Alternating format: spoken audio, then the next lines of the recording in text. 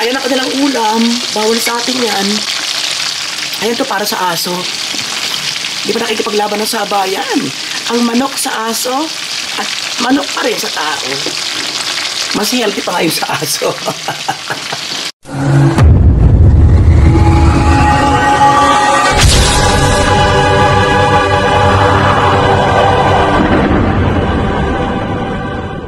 Ayun ako.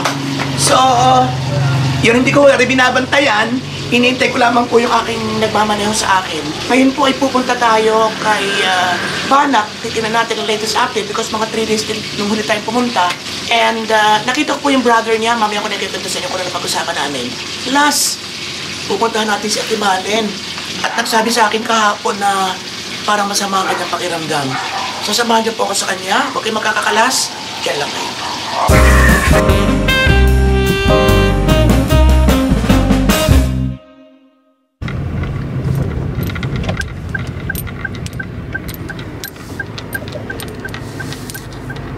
Nung isang araw, kasi may nararamdaman nga kapatid ko eh.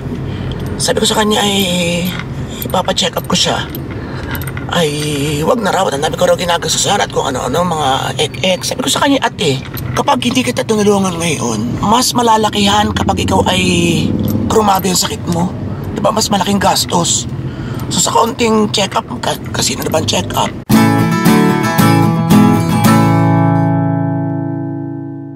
Tapos konting pang kung ano kaya natin, yung kanya pang maintenance, kung bibigyan siya ng bagong reseta, sabi naman niya nagme-maintenance siya, ngayon natin malalaman kung ano yun. And, yun. Kausapin ko na lang kanya mga anak, kung in case na maraming gamot na kailanganin, ay di magbakas-bakas sila. Kasi ay may mga pinagdaraanan din ng mga anak. Yung isang anak niya ay inopera yung anak na babae na parang 7 years old pa lang, ay parang may lose-lose daw. Doon ko lang nalaman ang girl pala ay may lose-lose din tinatawag. And ano pa ba? Traffic din eh. Dito sa amin konting traffic. Wala yata ibang ruta kaya na pwedeng daanan. So yan. Sabi kayo ate, pa-check up kita. And hindi ko masyadong sa kanya na natin malalaman kung ano ba ito yung talagang naramdaman niya. Sinabi niya sa akin pero parang masyado ko na rin din nung marinig ko yun. Parang nag-alala ko. Parang iba rin ko niyang pakilasa. Ganun. Eh kung natutulungan na ibang tao, natutulungan ng mga kaibigan, ba't baga hindi ang kapatid? Ang sariling kapamilya. Kaya nga ako hindi makatulong sa iba eh. Kasi hindi pa sapat. So marami mga humihingi ng tulong ay sa akin, unahin ko muna ang pamilya ko.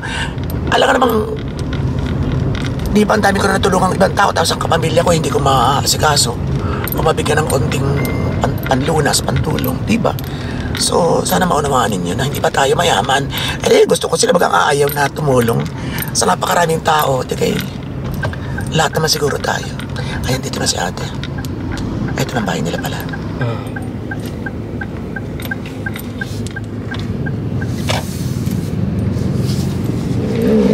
Ano kayo mga kahoy na yan? Ang ganda eh. Ari, ano ka, Ari? Ay, tantaran ito ng mga karne, hindi maga? yan kung ano ba yan? Ha? Ano yan? Mangga yan. Ay, saan galing? Ay, bigay lang sa iyo? At tapos ikaw na rin ang kumayat o sila nagayat na? Ang ganda yan, oh. Iba, oh. Oh. Ganda. Hindi pa maayos ang kanilang bahay at may mga paayos pa to. So tambak-tambak pa dyan. Ay bakit may tripod? Ikaw kayo magbablog na? Kay Dobe, tayo muna natin ating Manoka. Hello Manoka. Ako, walang patuka. Walang patuka. Sige, bibili tayo. Pasensya na. Hindi na kita masyadong nabibisita, bunso. Pasensya na, man. At least ito safe ka. Hanggat may ginagamit pa yung garahe doon. Andali. Aking kapatid ay nagsabi ng isang araw, ano nga ba nararamdaman mo? Ay, ako may abot sipon. Lumayo ka. Ako may abot sipon. Pinalayo. Lumayo raw ako. Pero hindi ako nag-uubo. Upo nga lang at saka pause. Ay, ano yung nararamdaman mo sa araw? Nakalimutan Pag kong term? minsan, naglalaba ko ng isang araw. Pero yun ay lagi ko nararamdaman na parang bigla akong pagod na hindi ko maipaliwanag. Parang mawawala na ako nung saan ako natakot eh. hila-hila ko yung silya at ako'y umupo doon sa may tapat ng pinto. At ako, Ben, masama pakiramdam ko, papuntang tubig. Hinagay ko yung tayo ko. Nawala din naman. Ba't kinakailangan galawin na rin? Para? Para yung uminit siguro yung pakiramdam ko. Parang mabuhay, parang gayon. So hindi Yung nagsikip? minsan nag-meeting Oo. nag-meeting Okay. kami ng senior ay ano eh, nakaupo lang, siyempre nakikinig ka nung nagsasalita. Katabi ko si Maring Liling Baho. Biglang naramdaman ko ulit yun, nakaupo lang, ay nung isang araw naglalaba ko, so may dahilan siguro para ako, dahil pag nagkukusod ka, napapagod ka.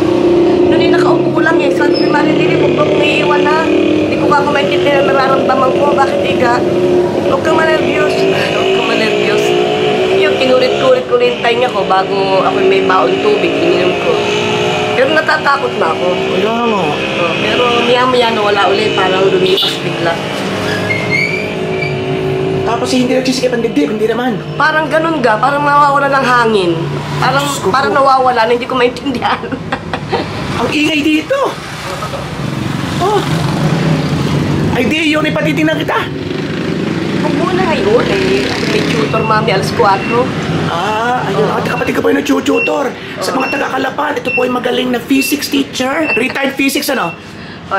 General Science. Sa general science, nagtuturo din may kasama ng English yun. Oo, yes. Kasi Sample ng English? ang dapat supposed to be all Wow. mathematics Wow. and science teachers must be Wow. very good in English. Wow. Tama yan. Yan ang kapatid ko. Yes. Kasi natin, bibili na lang tayo ng ano? Sumama ka na lang sa akin, bibili tayo ng gamot. Yung pang-maintenance mo. Sige, dahil At dadagdagan natin. parang 10 milligrams na nakuha ko doon. Ang tapang ni ate, hindi mo Sa- hindi, dikit tanda niyo yun.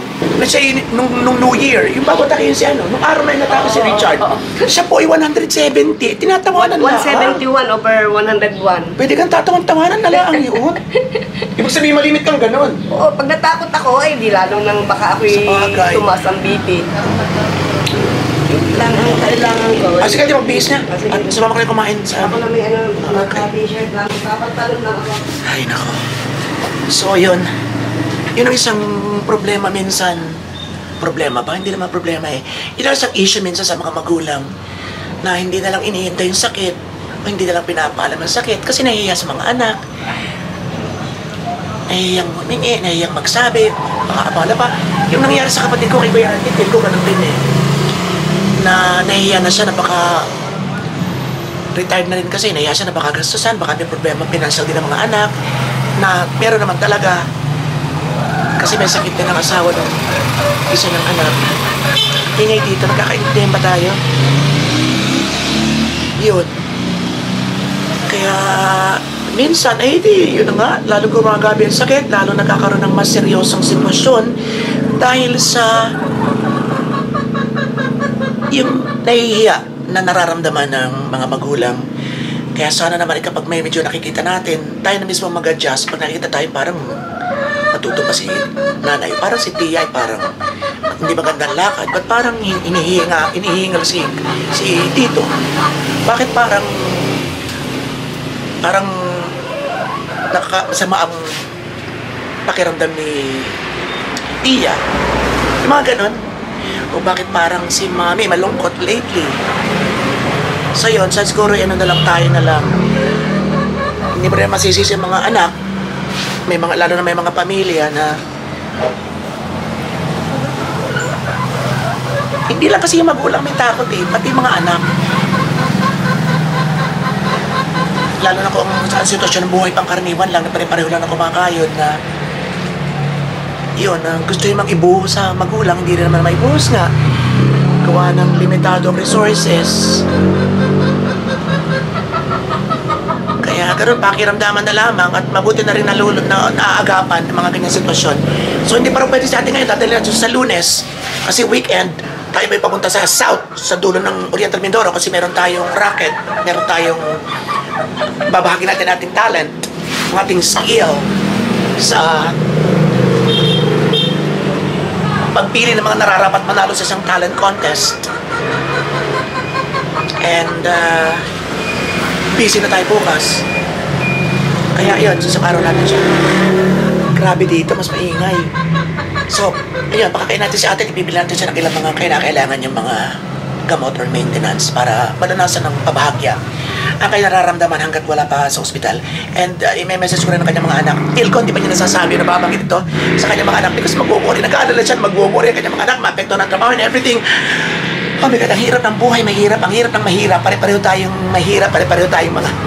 Kaya, nauunawa ko talaga sitwasyon nila, sitwasyon ninyo, sitwasyon ko, sitwasyon nating lahat. Yun na.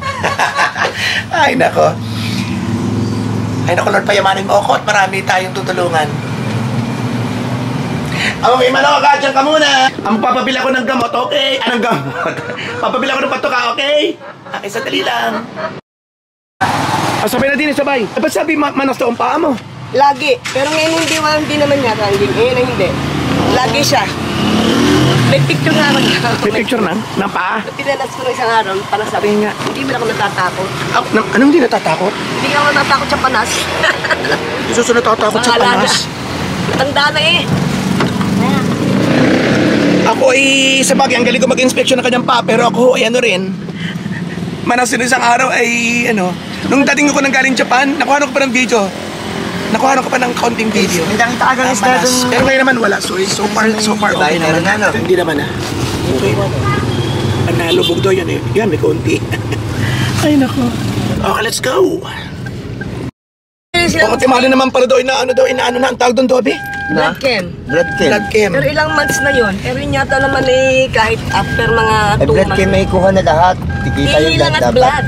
Oo nga, doon sa blood chem pa lang, makikita. kita na lahat kung ano. Ay, anong findings sa iyo? Anong findings? Okay naman daw. Medyo ano lang siya, ang excess points doon sa mga normal, konti lang. Ay, anong ibig sabihin anong kailan yan? Nalimutan ko na kung anong month yun eh. Nito lang pa na ito. Parang mga ilang buwan lang. Pinadalan ako ni Tisay ng pampamlad care. Aram pamangin ko baka mag-vlog ito, cooking at saka patawa, ay di supportahan natin. Pero matagal-tagal pa. Music and ano. Pagbungi, patawa na agad. Ayan. Demonyo yan, pero pogi naman. Ayan. Huyo kayo sa akin pag nagkangipin ako. Wow, huyo talaga. Okay, so Ate Malen, ay sa Lunes Sa may tayo. palengke na ako bababa. Saan ka bababa, May Toby? palengke na dito. Sa may pagbibili ng isda, sabi ko bumili ng isda para may ulam sila mamaya. Ari, halo-halo lang ang katapat na riobet. Talagang yan, kahit isama kung saan, gusto talaga halo-halo lang. Pagagaling So, sa tipid. halo-halo. Araw-araw ng halo-haluin para ano. Pagagaling. Ayun. Tapos bibili natin na may... Anong pangalan ng gamot mo, ate? Para... Amlodipine, 5 Amlodipine, milligrams. okay. So yun po ang kanyang gamot daw. Ang kanyang maintenance. Ay nababa nga talaga. Oo. Ay, paano mo nalalaman? Wala kaya tayong pambibi? Pagka may pambipi ako doon, Okay. Omron ang brand. Oo. Maganda raw yun na klase. Pag kailangan mo may padala sa akin si Ma'am Shelo noon, ay di hiramin mo. Yeah. Pero para mas maganda raw yata yung ano, ang tawag doon? Actual? Ang tawag doon? Ari kasi yung sphygmomanometer. Ayun na. So once again po sa mga taga-Kalapan o taga malapit na bayan, basta may pamasahe at may panganong labis, hindi pwede kayong puntahan. Ang kapatid ko ay nag-tutor. Ayan. Nag-start na ako kahapon. Nag-start na siya kahapon. May isang estudyante na raw siya ngayon. Magaling ito sa math, magaling ito sa science. At Inglesera din. O diba? And at the same time, ay umasa na kayo na may mga bali-bali moments. Ano po? Oh my God. Ayan. So, kontakin niyo lang ako para may masabi ko sa kanya. Thank you. Ayan. Sa pamilihang lunsod ng Kalapan. Iyan. Bye-bye! Okay. Para siyang mga an-an lang, white spots. Patingin. Dati, dito sa taas, hindi ko maitaas ito eh. Ay, Diyos ko, ano kaya yan? Yun, oh. Ngayon, di ano yan, oh. Ay, napatingnan mo na, hindi pa. Hindi pa. Ay, naku, ano ba May yan? nababasa ko ito raw eh, parang stress din. O kaya doon sa puso. Kasi may sa puso ako eh. Kasi pag-usapan natin to kung kailan pa ba nangyari at ano baga, ay, Sus Maria. Meron akong... Maraming karamdaman. Yeah, Maraming mga karamdaman, no? nararamdaman Ay, si kapatid. nako-conscious ako dahil hindi nga ako dating ganire. Ako naman kahit nung bata-bata pa ako, nauso pa ang miniskirt, yung uniform namin nung high school kami, man din na yung miniskirt pa noon. Tapos naging college ako, miniskirt pa rin. So pag uupo ako sa mga sasakyan, di maikli yung palda, hindi ko nilalapat ang hita ko sa mismong upuan. Dahil baka ako may umupo nga na may mga Sige. kakalayo. Asya mamaya na, sabi ko sa inyo hindi natigil yan. Tuloy information. Ngayon lang. Sa mamaya na ulit. Mamaya Okay. relax ka lang muna. Tayo mag-iisip kung saan tayo pwedeng kumain. Tama na kami sa inay.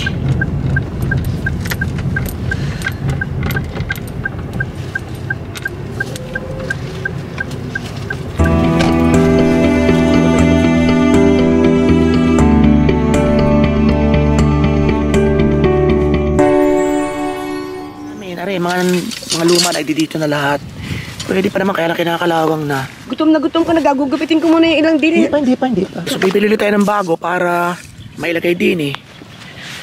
Ayan, punas mo natin tissue. Ginagaman sa naman nila ito. Alam ko every 2 months yata. Ba't may dala ka talagang gunting? Oy, ang katwiran ko, sanay at ako'y teacher, may mga anak nating eskwela. Ang kanya pong bag ay may laman. Minsan may pako pa nga, di ba? May pako, may kandila, may ano pa baga? Ang dami eh. May mga panghaplas pa at kung ano-ano pa. Parang Girl Scout. Tsaka takot ako baka biglang magtakbo, lalo ang daming lindol-lindol ngayon. Ano nga pala ko si Cesar ito? Yan ay ating on-call na driver. Nay, pasensya na kayo ha. Tatay. Dito kami ni Obet.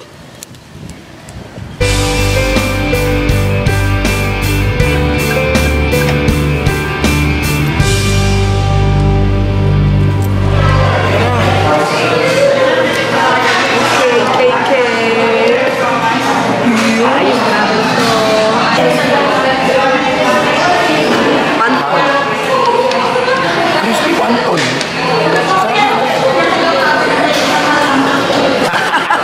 Nahiya ko sumubo. My favorite.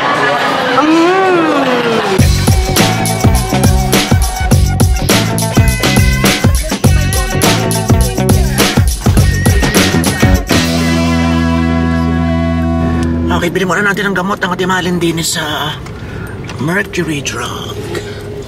Yun.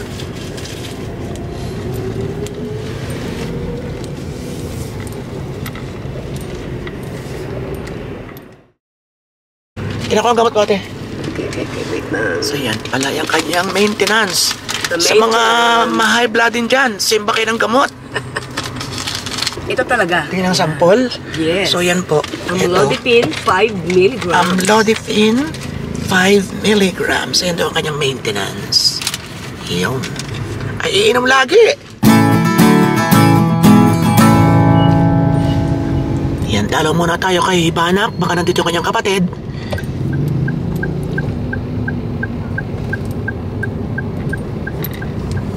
Dito na lang muna ako sa kotse. Okay, makikibalita lang ako doon at bibigyan ko kayo ng update mamaya.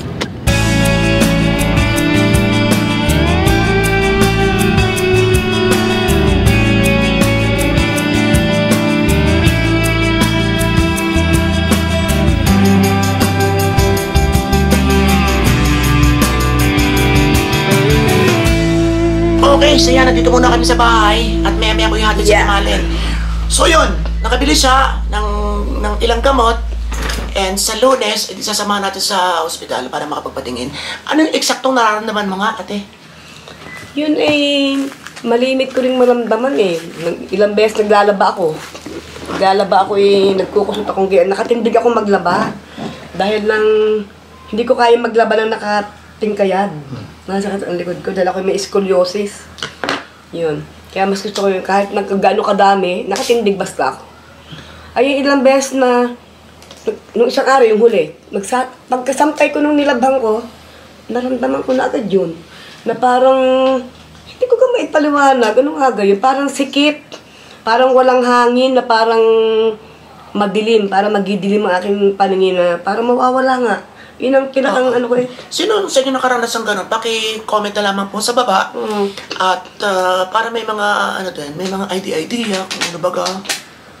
Kung ano ba kaya. Parang hindi ko lang, parang mawawala na. Yun lang ang term na alam kong gamitin. Parang feel mo ay, parang mahirap i-explain, ano? Oo, mahirap ka kayo paliwanag. Noon mo lang naramdaman? Hindi, yun ay malimit. Malimit. Tapos, nakaramdam din ako dati na ako nasa bayan. Yung parang sinasabing pagtahip ng dibdib, akala ko yun ikon lamang. Ano kayong tahip? Yung parang na ano? Parang na... Ay, nung bata-bata pa ako na wala pa akong asawa at hanggang sa nung medyo, yung palang pagtahip ng dibdib, totoo. Yung palang tahip. Anong eksakto yun? Parang Naibo. bumaba? Naibo talaga yung dibdib mo dahil parang nagalaw ang puso mo sa loob. Tug-tug-tug. Parang may sound pa. Naranasan ko yun. Oo. Na pati damit mo naibong gayaan dahil naibo yung dibdib mo. Katakot. Yung pala yung pagtahip ang dibdib at tinatawag. Kala ko nun yun parang expression lang na kung ano. Yung pala talagang naibo nga yung dibdib. Katakot. Dulo ko. Okay, so si kapatid din nandini mo na may mga tinitinta mga papeles. Sabi ko baka maasikaso pa ang GSIS ng inay. May mga ganun pa na hindi na natapos noon. Sama nagbubuklat siya, update tayo kay Banak. So kausap ko yung kapatid, nadatnan ko doon sa ospital ng kapatid. Which is, basically, na-meet na natin kahapon. Kasi kasama ko si Joseph sa Tibag. Eksakto nandun siya kasi yung kanyang misis ay mga taga ron. So, ang napag-usapan namin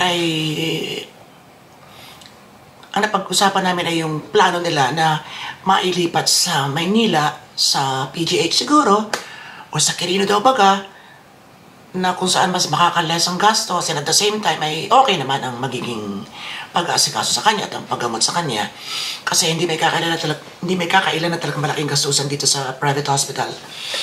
Ngayon ay, ang pinaka-latest update pa niyan is, hindi ako tumuloy, kasama ko si ate is ano na raw, iba na raw yung mukha. Oo. Excuse me, iba na raw yung mukha ni Richard na talagang parang ano na, medyo okay na.